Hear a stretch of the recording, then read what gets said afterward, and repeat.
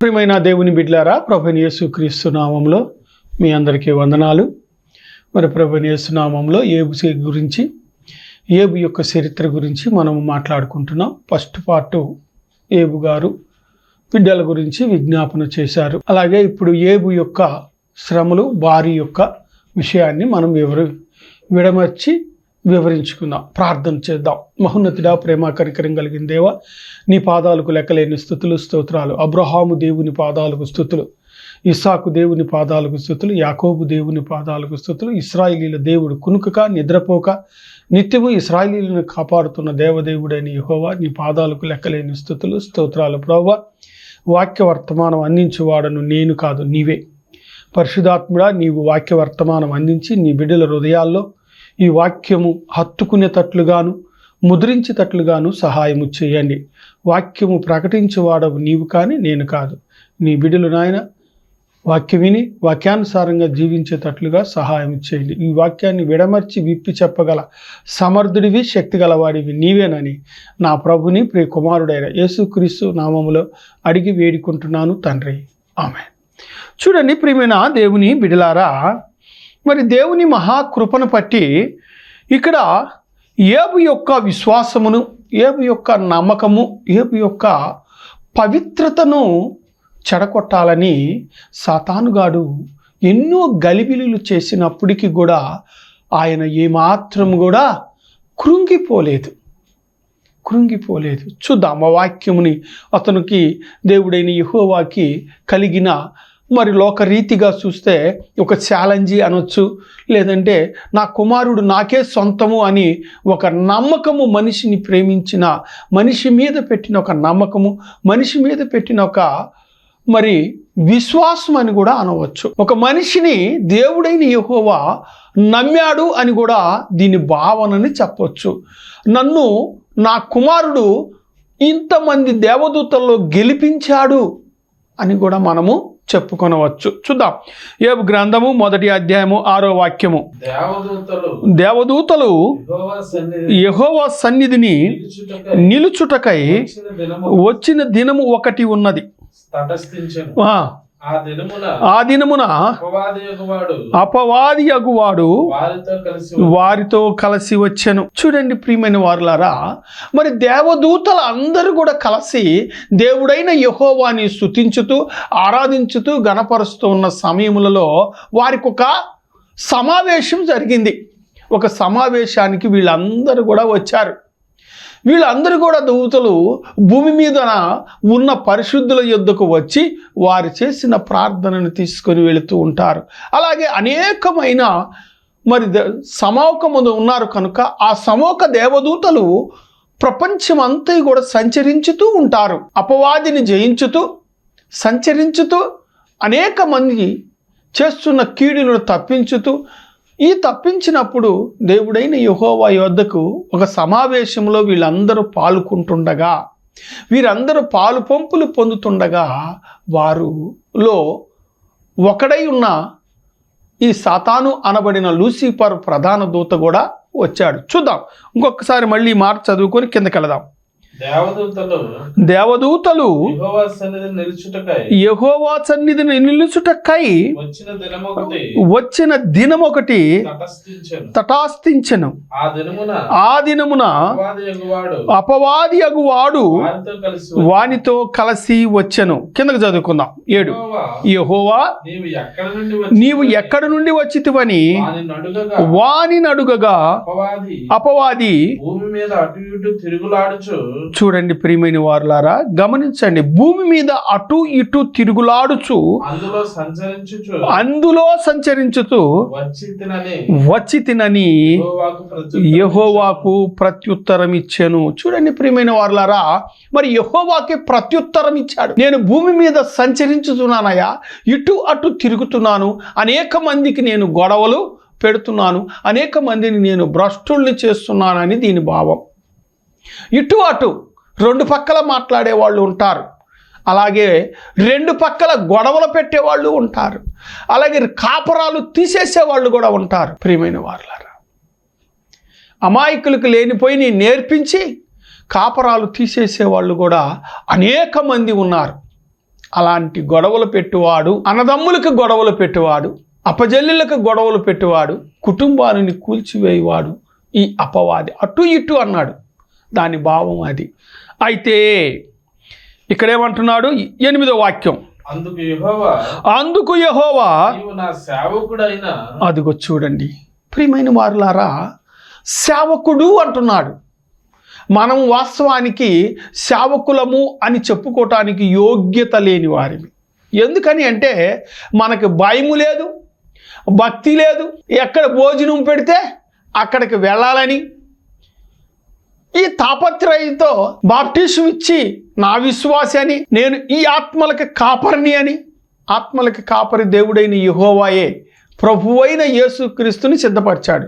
ఆత్మల కాపరి నువ్వు నేను కాదు, ఇది పాస్టర్కి సంబంధించింది. ఆత్మల కాపరి ఎవరయ్యా అంటే ప్రభువైన యేసుక్రీస్తు తప్పనిచ్చే మానవుడు కాడు. ఎందుకని ఈ మాట అంటున్నానంటే చాలామంది మా విశ్వాసులండి, మా ఆత్మీయ బిడ్డలు, ఆత్మ ఎవరిది? ఆత్మ ఎవరిదండి ప్రియమైన వారులారా? దేవునిది ఆత్మ, దేవుని ఆత్మ అన్నమాట. ఆ దేవుని ఆత్మ ఎవరిలోకి వచ్చింది? పరిశుద్ధాత్మను ఆత్మ మానవుడిలో బాప్టిజం ఇచ్చిన తర్వాత ఆ పరిశుద్ధాత్మ వచ్చింది. ఆ పరిశుద్ధాత్మ వలనే ఆత్మల కాపరి అయ్యాడు. ప్రభుని యేసుక్రీస్తు పొందుకున్న ఆత్మ, ఇతను నా ప్రియ కుమారుడు, ఇతని వల్ల నేను ఆనందిస్తున్నాను, ఇతని ద్వారా నేను ఆనందిస్తున్నాను అన్నాడు. ఆ ఆత్మను వీరిలోకి వాక్యమై పంపించాడు గనుక ఆ ఆత్మకు కాపరి ఎవరయ్యా అంటే ప్రభువైన యేసుక్రీస్తే తప్పనిచ్చి మనము కాదు. చాలామంది మా ఆత్మీయ బిడ్డలండి, నా ఆత్మీయులు వీళ్ళు కూడా ఏమంటారండి విశ్వాసులు, మా ఆత్మీయ తండ్రి అండి, నీ ఆత్మీయ తండ్రి ప్రభువైన యేసుక్రీస్తు తప్పనిచ్చి వేరొకరు కారు. బాప్టిజం ఇచ్చినంత మాత్రాన, నీ ఆలయంలోనికి నువ్వు వెళుతున్నంత మాత్రాన మనిషి ఆయన పనివాడు మాత్రమే సేవకుడు. కాపరి ఎవరయ్యా అంటే ప్రభువైన యేసుక్రీస్తే. అది గమనించక రకరకాలుగా మాట్లాడతారు. మళ్ళీ 8వ మాట చదువుకుందాం. నీవు నా సేవకుడువైన యోబు సంగతి ఆలోచించితివా? అతడు యథార్థవంతుడను న్యాయవంతుడను దేవుని యందు భయభక్తులు కలిగిన చెడుతనము విసర్జించిన వాడు. అదిగోని చెడుతనమును విసర్జించిన వాడు భూమి మీద అతని వంటి వాడు ఎవడనూ లేడు. చూడండి సాక్ష్యం, అది ఎవరు సాక్ష్యం? ఇది దేవుడైన యెహోవా లూసిఫర్కి అనగా సాతానుకి ఇస్తున్న సాక్ష్యము. భూమి మీద ఇటువంటి విశ్వాసవంతుడు ఎవడునూ లేడు. నమ్మకం అది. దేవుడి మీద నీకెంత నమ్మకమో, దేవుడి మీద నువ్వు నమ్ముతావు కదా, దేవుడి కార్యం చేస్తాడు, నాకు తప్పనిసరిగా ఈ కార్యం జరిగింది, ఇది న్యాయమైనది, ధర్మమైనది, ఈ కార్యం నా దేవుడు చేస్తాడని నువ్వు దేవుణ్ణి ఎలా నమ్మకంతో నీవు నమ్మి విశ్వసించుతావో, అలాగే దేవుడైన యెహోవా యోబుని నమ్మి ఏమంటున్నాడు? సాక్ష్యం ఇస్తున్నాడు. అటువంటి నీతిమంతుడు, న్యాయవంతుడు. ఈ భూమి మీద న్యాయం ఉందండి. డబ్బున్నోడిని ఒకలాగా చూస్తారు, డబ్బు లేనోడిని ఒకలాగా చూస్తారు, కులం అయితే ఒకలాగా చూస్తారు, గోత్రం అయితే ఒకలాగా చూస్తారు. ఏమండి, విశ్వాసుల్లో కూడా క్రైస్తవులు అన్నవాడు కూడా, క్రైస్తవులు అనబడిన వారు పెంతుకొస్తోళ్ళు ఒకలాగా చూస్తారు, ఆర్సీమోళ్ళు ఒకలాగా చూస్తారు, క్యాథలిక్కులు ఒకలాగా చూస్తారు, అలాగే సిఎస్ఐ అనే వాళ్ళని ఒకలాగా చూస్తారు, తెలుగు బాప్టిస్ట్ అనే వారిని ఒకలాగా చూస్తారు. మా సంఘం అండి, వీళ్ళు ఏంటంట మా సంఘస్థులే అని చెప్పుకుంటూ ఉంటారు. ప్రియమైన వారులారా, సాక్ష్యం ఇస్తారు.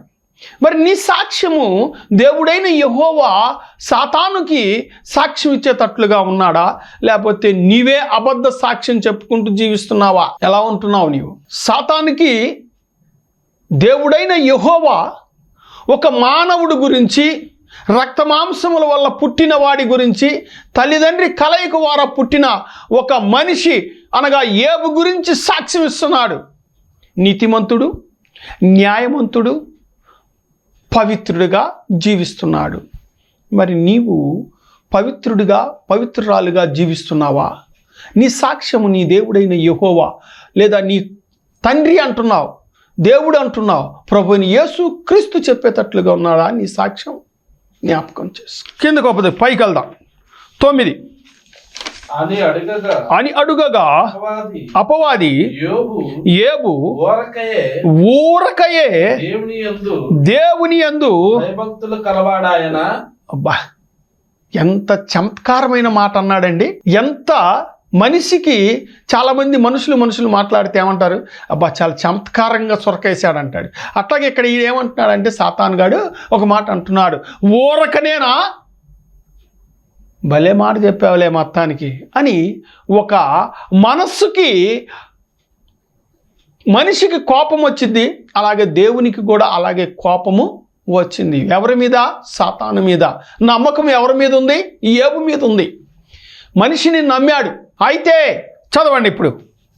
ఊరకయే దేవుని యందు భయభక్తులు కలవాడాయన అతనికిని అతని ఇంటి వారికిని అతనికి కలిగిన సమస్తమునకును చుట్టూ కంచె వేసితివి కదా. అబ్బా చూడండి ప్రియమైన వారులారా, ఆస్తికి బిడ్డలకి అందరికీ నువ్వు పరిశుద్ధాత్మనే కంచి వేశావు. నాకు ఇంకా స్థానం లేదు, నేను వెళ్తానికి, శోధించటానికి, హింసలు పెడతానికి, ఇబ్బందులు పెడతానికి నాకు స్థానం లేదు కనుక వాడు నిన్ను స్తుతిస్తున్నాడు యోబు. అదే నువ్వు కంచి తీసివేశావు అనుకో, ఒక నిమిషంలో నిన్ను దూషించి ఇంతమంది దేవదూతలు కూడా నోటి మీద వేలు వేసుకునేటట్లుగా నేను చేస్తా. దేవదూతలు ఎంతమంది ఉన్నారు? కొన్ని కోట్ల మంది సమూహం ఉన్నారు. ఆ సమూహములో ఛాలెంజ్ చేశాడు. ఏమని? నీవు కంచె తీసివేస్తే ఇదిగో పరిశుద్ధాత్మనే కంచె అతనితో ఉంది కనుక అతని బిడ్డల్ని దీవిస్తున్నావు, అతని ఆస్తిని దీవిస్తున్నావు, అతను కృతజ్ఞత కలిగి నిన్ను స్తుతిస్తున్నాడు. నిజమేనండి, వాస్తవమే కదా అది. ఉద్యోగం వస్తేనేమో కృతజ్ఞత కలిగి ఉంటాం, ప్రమోషన్ వస్తే కృతజ్ఞత కలిగి ఉంటాం, ఇల్లు ఇస్తే కృతజ్ఞత కలిగి ఉంటాం, అలాగే బిడ్డల్ని ఇస్తే కృతజ్ఞత కలిగి ఉంటాం, మంచి బండి ఇస్తే కృతజ్ఞత కలిగి ఉంటాం, కారు ఇస్తే కృతజ్ఞత కలిగి ఉంటాం. ఇవన్నీ కూడా లోకరీతిగా కృతజ్ఞత కలిగి ఉంటాం. అయితే ఒక్కటి పోయిన దేవుణ్ణి మనము గణపరుస్తామా? మన హృదయం మీద చేయి పెట్టుకొని మాట్లాడుకుందాం ప్రియమైన వారులారా. గమనిస్తామా? ఆరాధిస్తామా? దేవుని స్తుతిస్తామా? దేవుని గణపరుస్తామా? ఒక్క కష్టం జరిగిందనుకో, ఏం దేవుడు ఏం లేకుంలేండి, ఎంతో ప్రార్థన చేశానండి, నాకు ఏమాత్రం కూడా ఇన్ని సంవత్సరాలైనా ఒక మేలు జరగలేదండి బాబోయ్ అంటారు. మరి ప్రార్థన ఛానల్లో పనిచేసే ప్రతి ఒక్క విశ్వాసికి నా ఇంటి గురించి చెప్తాను, నా ఇల్లు చూస్తూ ఉంటారు. మరి నాయన ఎంత బాధపడాలి? మంచోడు కాదని నింద, ఇంకొకటి రకరకాలైన నిందలు. ప్రియమైన వారులారా, ఎన్నో రకాలుగా నన్ను అంటారు. దేవుని చిత్తం, నేను అలా ఉండటం ఆయనకి ఇష్టమేమో అని నేనేమీ పట్టించుకోను. బయట వాళ్ళు ఎవరు నాకు కీడు చేయలే. 2016లో బంధువులే కీడు చేశారు, నాకు చేతబడి చేపించారు. ప్రతి మెసేజ్లు చెప్తున్నా. ఎందుకంటే దేవుణ్ణి ఆరాధించటానికి, గణపరచటానికి నాకు ఒక ఆయుధముగా, బలముగా ఉంది. దేవుని సన్నిధిలో నేను ప్రార్థన చేస్తూ ఉంటాను. దేవా నీ చిత్తం. నేను కూడా నిరాశపడుతూ ఉంటాను. ఎప్పుడు నిరాశపడతానంటే, రేపు బుధవారం నాకు డబ్బులు రాలేదు, దేవుని ఆరాధనకి వెళ్ళాలి, దేవుని పని చేయాలి, వారికి నేను అమౌంట్ ఇవ్వాలి, మళ్ళీ ఛార్జీలు కావాలి, భోజనానికి కావాలి. అప్పుడు నిరాశపడతా, అప్పుడు నీరసించిపోతా. ఎవరైనా కానుక సహాయం చేస్తారేమో దేవుని పనికి అని నేను ఎదురు చూస్తూ ఉంటాను. ఆ సమయానికి వస్తాయి, లేదంటే ఎవరొకరు ఫోన్పే చేస్తారు, వచ్చి ఇక్కడ దేవుని పరిచర్య చేసి ఆ వారిచ్చిన కానుకను వారి పేరు మీదే ఇస్తాను. కానీ వారు ఏమంటారంటే, అయ్యా దేవుడికి తెలుసు, పేర్లు మట్టుకు చెప్పద్దు. బైబిల్లో ఉంది కదా, కుడి చేతితో చేస్తే ఎడమ చేతికి తెలియకూడదు, ఎడమ చేతితో చేస్తే కుడి చేతికి తెలియకూడదు అని ఉంది. మా పేర్లు మటుకు చెప్పద్దు. దేవుని పనికి మీరు ఇవ్వండి, రేపు అక్కడ వచ్చింది. ఓకే అనేసి చెప్తారు. సరే ప్రియమైన వారలారా, ఇక్కడ నమ్మకం, ఒక మనిషిని దేవుడైన యెహోవా ఒక మనిషిని సృష్టించాడు. ఆ సృష్టించిన మనిషి మీద విశ్వాసం, నమ్మకము దేవునికి ఉంది. అలాగే ఒక ఓనర్కి వర్కర్ మీద నమ్మకం, విశ్వాసం ఉంటుంది. భార్య మీద భర్తకి నమ్మకం, విశ్వాసం, బిడ్డల మీద విశ్వాసం, నమ్మకం. అట్లాగే ఇక్కడ ఏబు దగ్గరికి వచ్చేలేకే నమ్మకంతో, విశ్వాసంతో ఆయన చెప్పిన మాట ఏమంటున్నాడంటే, అయితే ఆ కంచె మటుకు నేను తీసివేస్తాను, తను ప్రాణము తప్పనిచ్చి ఏదైనా నీవు చెయ్యి, నా కుమారుడు నన్ను విడిచిపెట్టడు అని అంటాడు. చూడండి ప్రియమైన వారలారా, ఎంత చక్కని మాట అంటున్నాడు. మరి నీ పక్షాన అంటున్నాడా, నా పక్షాన అంటున్నాడా? నేను యథార్థముగా నా దేవుడైన యెహోవాని, ప్రభువైన యేసుక్రీస్తు నామములో ఇదిగో ఈ సాతానుని జయించుతూ దేవుణ్ణి గణపరుస్తున్నానా గమనించాలి మనం. చూడండి ఎంత చక్కని మాట అంటున్నాడో. అయితే 11వ వచనం, నీవు అతని చేతి పనిని దీవించుచుండట చేత అతని ఆస్తి దేశములో బహుగా విస్తరించి ఉన్నది. అయినను నీవు ఇప్పుడు నీ చేయి చాపి అతనికి కలిగిన సమస్తమును మొత్తిన ఎడల అతడు నీ ముఖము ఎదుటనే. అది ఇందాక చెప్పుకున్నాం కదా, ఏమని చెప్పుకున్నాం? ఏమాత్రం కూడా మనల్ని మనం కోరుకున్న కోరికని సఫలపరచలేదనుకో, ఏం దేవుడు ఏం లోకం లేవా, ఏం దేవుడు ఏం లోకం, ఏం పాస్టర్ గారు ఏమంటే మీకు దశమ భాగం ఇస్తున్నాను, కానుకలు ఇస్తున్నాను, కృతజ్ఞత ముక్కుబడులు ఇస్తున్నాను అయ్యా, మరి మీకు సంవత్సరం బట్టలు పెడుతున్నాను, మీ ఫ్యామిలీకి నేను ఏం కోరుకోలేదండి, చిన్న కోరికే 3 అంతస్తులు బిల్డింగ్ ఇవ్వమన్నాను, ఇవ్వలేదు. ఆ ఫ్లాట్ ఇప్పించమన్నానండి దేవుని సన్నిధిలో, అది జరగట్లేదండి. ఏం దేవుడు ఏం లోకం, 3 పూటలు ప్రార్థన చేస్తున్నాను కూడా అండి, నాకు ఇది జరగలేదండి. నీ కోరిక ఎలా ఉండాలంటే, జీవగ్రంథములో పేరుందా అయ్యా, నీ సింహాసనాన్ని చూసే భాగ్యము నాకుందా, నాలో మైలా మచ్చ డాగు కలంకం ముడత ఉన్నదా, అవి తీసివేసావా, నేను ఇక్కడ బ్రతికేది 80, మరి నీ దగ్గరికి రావాలి, యుగయుగాలు బతకాలి, మరి అక్కడ నిన్ను పరిశుద్ధుడని దేవదూతలు స్తుతిస్తున్నారు, ఆ దేవదూతల మధ్యలో నేను కూడా నిన్నుండి స్తుతించాలి, ఆ భాగ్యము, ఆ ధన్యత, ఆ జన్మం నాకున్నదా అని నువ్వు ఎప్పుడైనా సరే ఈ 70 సంవత్సరాల్లో నువ్వు ప్రార్థన చేశావా? ఈ 70 సంవత్సరాల వయసులో ఎప్పుడైనా సరే నీవు ఆ మనస్సు కలిగి నీవు దేవుణ్ణి అడిగావా? ఏముంది? నీ హృదయంలో మైలుంది, మచ్చ ఉంది, డాగుంది, కలంకం ఉంది, ముడుతుంది, ఇవన్నీ కూడా తీసివేసి నన్ను పవిత్రపరచమని అడిగావా? లేదు, నీ సింహాసనము దగ్గర గొర్రెపిల్ల సమూహములో నేనంటూ ఒకడిని ఉన్నానా, అట్టి భాగ్యము నాకున్నదా ప్రభువా అని అడిగావా?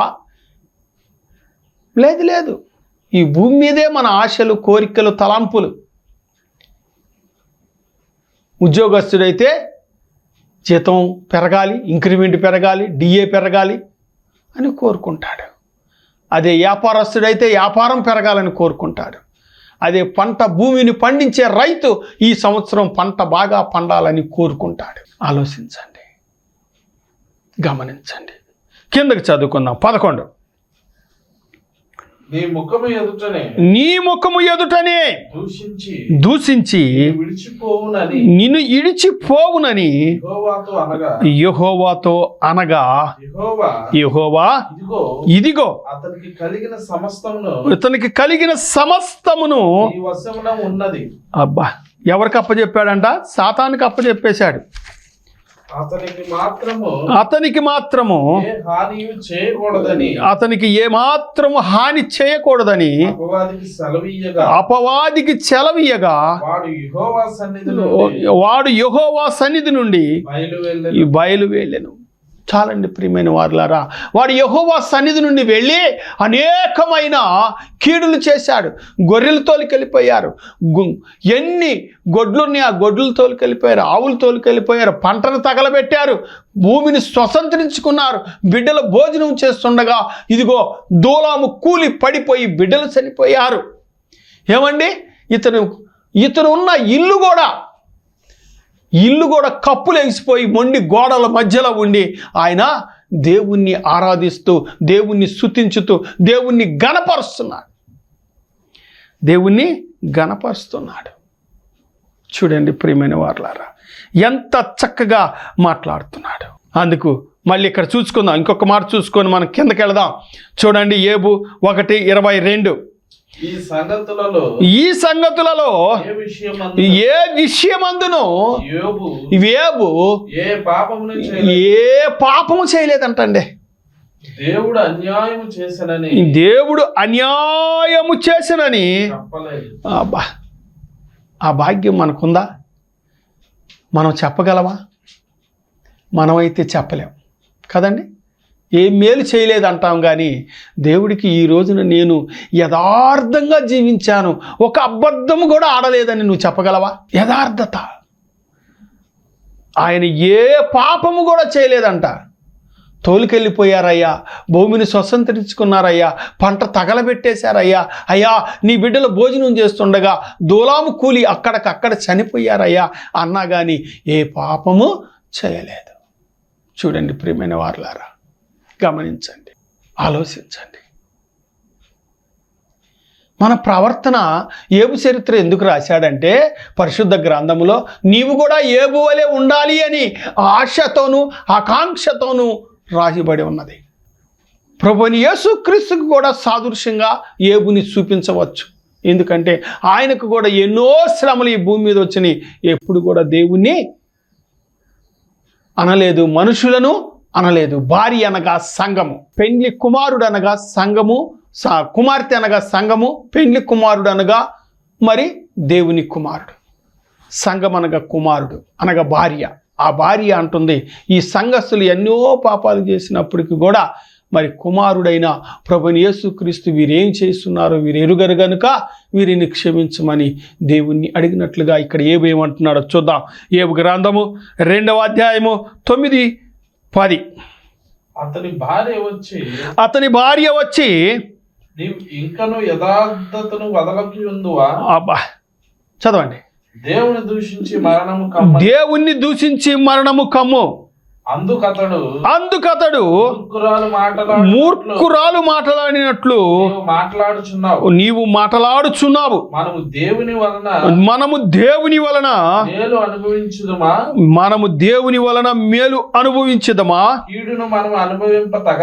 కీడును మనము అనుభవింపక తగదా అనేను. చూడండి ప్రియమైన వారలారా, ఒక బాధ్యతగా మనము అంటున్నాడు అక్కడ. మనము అంటే కుటుంబాన్ని ఉద్దేశించి. ఇందాక చెప్పాను కదా, కుటుంబము అనగా సంఘము, సంఘము అనగా పెండ్లి కుమార్తె, పెండ్లి కుమార్తె అనగా భార్య. వరుడెవరు? ప్రభువైన యేసుక్రీస్తు. ప్రభువైన యేసుక్రీస్తు. ఈమెమంటుంది, ఇకనైనను దూషించి మరణము కమ్ము, మూర్ఖురాలి వలె మాట్లాడక. మరి ప్రియమైన వారలారా, భార్య మాట విని దేవుణ్ణి దూషించినట్లయితే ఏమైపోయేవాడు? మరణానికి పాలైపోయాడు. ఎక్కడ మరణము? శరీర మరణము కాదండి, ఆత్మ మరణము. 2 మరణాలు ఉన్నాయి క్రైస్తవుడికి, 2 మరణాలు. ఎలాగంటే ఒకటి శరీర మరణము, రెండోది ఆత్మ మరణము. ఆత్మ మరణము. ప్రియమైన వారులారా, ఏంటి చూడండి, గమనించండి, ఆలోచించండి. చూడండి, నిత్యము కూడా నిత్య రాజ్యానికి నీవు వారసుడవా? అయితే చూడండి ప్రియమైన వారలారా, మరి అవ్వ ఏం చేసింది? సాతాను మాటలు విని అవ్వ పండు తిని ఇదిగో శాపానికి పాపానికి గురి చేసింది. భార్య మాటలు విన్నాడు ఆదాము, ఏమైపోయాడు? శాపాన్ని పాపాన్ని తీసుకొచ్చి పెట్టాడు. భార్య మాటలు వినాలి, ఎంతవరకు అంతవరకే. అన్నదమ్ములను కలపదు భార్య. అందుకని పౌలు ఏమంటాడు? స్త్రీ మౌనముగా ఉండి ఆమె గృహములో సలహాదారిగా మాత్రమే ఉండాలి, కానీ పుల్పిట్టు ఎక్కి వాక్యం చెప్తానికి యోగ్యురాలు కాదు. ఎందుకని అన్నాడు? అవ్వను బట్టి అన్నాడు. అయితే ఇక్కడ చూసేలేకే, ఇక్కడ నాబోతు స్థలములోనికి వచ్చినప్పుడు నాబోతు పొలముని ఆక్రమించుకోవాలని రాజు అహాబు చెప్పినప్పుడు అక్కడ కూడా ఏమన్నాడు? ఆమె భార్య మాట విని ఆయన పొలముని ఆక్రమించుకున్నాడు. పొలముని ఆక్రమించుకున్నప్పుడు దేవుడైన యెహోవా ఏం చెప్పాడు ప్రియమైన వారలారా? అప్పుడు యెహోవా వాక్కు తిష్బీయుడైన ఏలియాకు ప్రత్యక్షమై, అదిగో చూడండి, తిష్బీయుడైన ఏలియాకు ప్రత్యక్షమై ఆయన సెలవిచ్చను, నీవు లేచి షోమ్రోనులోనున్న ఇశ్రాయేలు రాజైన అహాబుని ఎదుర్కొనుటకు బయలుదేరము. అదిగో చూడండి, నాబోతు యొక్క ద్రాక్ష తోటని ఆక్రమించుకుంటున్నాడు. పేదవాడని, దిక్కులేని వాడని, అభాగ్యుడని, ఆయనకి ఎవరు సపోర్ట్ లేడని ఆక్రమించుకుండగా ఏమంటున్నాడు? అబ్బాయ్ చదవండి. అతడు నాబోతు యొక్క ద్రాక్ష తోటలో ఉన్నాడు, అతని దానిని స్వాధీనపరచుకొని పోయేను. నీవు అతన్ని చూచి ఇలాగ ప్రకటించుము, యెహోవా సెలవిచ్చినదేమనగా నీవు స్వాధీనపరచుకొనవలెనని నీవు నాబోతును చంపితివి కదా. యెహోవా సెలవిచ్చినదేమనగా ఏ స్థలమందు కుక్కలు నాబోతు రక్తము నాకినవో ఆ స్థలమందే నీ రక్తమును నిజముగా నాకు అబద్ధం కాదు మళ్ళీ చెప్పేది. భార్య మాటలు ఏమైపోయాడండి? రాజ్యాన్ని పోగొట్టుకున్నాడు, రాజ్యాన్ని పోగొట్టుకొని, సింహాసనాన్ని పోగొట్టుకొని, ప్రజలను పోగొట్టుకొని, ఒక చిన్న ద్రాక్ష తోట కొరకు దేవుని ఆశీర్వాదాన్ని పోగొట్టుకున్నాడు. తన భార్య అయిన యెజబెలు ప్రేరేపణ చేత యెహోవా దృష్టికి కీడు చేయ అహాబు వంటి వాడు ఎవడను లేడు. ఇక్కడ ఏబు వినొచ్చుగా, మూర్ఖురాల్లాగా మాట్లాడొద్దు, తప్పమ్మా అది, నువ్వు వెళ్ళిపో పక్కకి. ఇక్కడేమన్నాడు? భార్య మాట విన్నాడు. ఇదిగో నాబోతు పొలముని ఆక్రమించాడు, సింహాసనం పోయింది, ఆస్తి పోయింది, అంతస్తు పోయింది, దేశం పోయింది, మరణించి పోయాడు. భార్య మాటలు వినటానికి మనస్సు రాకూడదు క్రైస్తవుడికి. అది మంచి చెడు ఆలోచించి ఆమె మాట వినాలి. ఒక వాక్యం చూసుకొని మనము ముగించుకుందాం. ఎస్తేరు గ్రంథము 5:14. ఎస్తేరు 5:14. అతని భార్య అయిన జెరెషును అతని స్నేహితులు అందరూ 50 మూరలు ఎత్తుగల ఒక ఉరి కొయ్య చేయించుము, దాని మీద మొద్దుకై ఉరి తీయించబడును. రేపు నీవు రాజుతో మనం చేయము. అబ్బా, ఇక్కడ కుయుక్తితో ఉన్నాడు. ఈ కుయుక్తితో ఉండి ఏం చేశాడయ్యా అంటే, అబ్బాయి మన మొద్దుకాయని ఉరి తీయించాలి. ఈ మొద్దుకాయ మనకి చాలా చాలా చాలా కూడా మనకి నష్టం చేస్తున్నాడు. యథార్థంగా ఉంటున్నాడు మన మీద. ఇంక ఎవరు కూడా తిరుగుబాటు చేయట్లేదు, ఈ మొద్దుకయ్యే తిరుగుబాటు చేస్తున్నాడు. అలాగే ఏబు స్నేహితులు అన్నారు, ఏమన్నారు? అయ్యా నీ బిడ్డలు పాపం చేశారేమో, నీ భార్య పాపం చేసిందేమో, నీవేదైనా దేవుని దృష్టికి పాపం చేశావేమో, అందుకని ఈ కష్టము, ఈ తెగ వచ్చిందేమో, ఈ నష్టం వచ్చిందేమో, ఈ వ్యాధి వచ్చిందేమో అని స్నేహితులు కూడా ఏమన్నారంటే, ఇంకా దేవుడు లేడు, ఏమి లేడు అన్నప్పుడు, లేదు మీరు మటుకు దయచేసి మాట్లాడొద్దని వెళ్ళిపోయారు. స్నేహితుల మాట కూడా ఏవో వినలేదు, భార్య మాట వినలేదు. ఇక్కడ చూస్తే మొద్దుకాయ విషయంలో స్నేహితులు మాట విన్నాడు, భార్య మాట విని ఏమైపోయింది? మరొకసారి ఈ మాటను కిందకి పూర్తిగా చదువుకొని మనము ముగించుకుందాం. నీవు సంతోషముగా ఆయనతో కూడా ఇందునకు పోదు అని అతనితో చెప్పిరి. హామానుకును సంతోషము కనబడినందున, యుక్తం అనగా సంతోషము. అయితే చూడండి ప్రియమైన వారులారా, అయితే లాస్ట్కి ఏం చేశారు? మొద్దుకైకు బదులు ఈయననే ఉరి తీశారు. చూడండి, ఎవరిని ఉరి తీశారు? హామానునే ఉరి తీసేశారు. చూడండి, చెడపకరా చెడిపోతావు. వీళ్ళ మాటలన్నీ విని రాజుకి లేనిపోయిని చెప్పి మొద్దుకైని ఉరి తీయాలనుకున్నారు. మొద్దుకయ్యి ఉరి తీయబడలేదు. మొద్దుకయ్యి రాజసింహాసనం యొద్ద నిలబడ్డాడు. అయితే హామాను ఉరి తీయబడ్డాడు.